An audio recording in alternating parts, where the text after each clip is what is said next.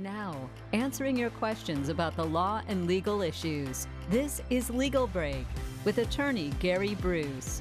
Welcome in, everyone. I'm Taylor Kincaid, and of course, this is Gary Bruce. Good morning. We're so glad you're here. Thank you. Our question for you today is, how often do cases go to trial?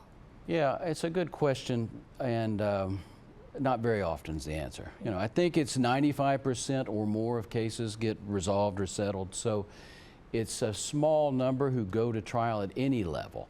And when they go to trial, they usually go to, and one of the reasons is it's so few, is it takes so much time. Right. You know, so when they go to trial, they can go to trial with a judge. Generally, that would be any small claims case in our community. Like in Alabama, a case up to $20,000 can go to a trial in front of a judge. In Georgia, a case up to $15,000 can be tried by a judge. But then after that, it goes to a jury, and insurance companies love to ask for juries. You know, and I believe in juries, but they slow things down a lot. They make trials longer, and it just becomes more difficult. You know, you got to follow the rules more than if you're just trying it to a judge who goes, well, I'm not going to pay attention to that. You know, judges don't decide these cases. They're decided by juries generally. The judge only decides what evidence they will hear. So a judge hears, might say, if there's an objection, and we talked about this in the deposition segment, if there's an objection, the judge will say, yeah, let's convene. The jury then sits there with their hands in their lap, you know, and the lawyers go to talk to the judge, and the judge says, and usually these things have actually been worked out beforehand, but the judge will say, I don't see the relevance of this. I'm not going to let the jury hear it.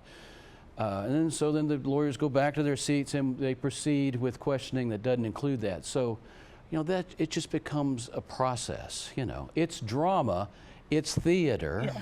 It's exciting and interesting storytelling, but it doesn't happen that much. So a lot of times, like we talked about before, the deposition defines the case in such a way that people are then sent to mediation and other alternative dispute resolution forms, and they find a way to get it resolved. So it's rare that something goes to trial. And what would make it go to trial? Who makes that decision? Usually the plaintiff, the person bringing the case. You know, insurance company will sit there with a file in the file cabinet forever. They don't care. They're not paying out any money if they're doing that. So it takes a plaintiff's lawyer pushing the case. You have to stay on top of things. You have to ask the judge for a trial. You have to push and be ready to go. Things have changed since the old days when we just show up for a docket call.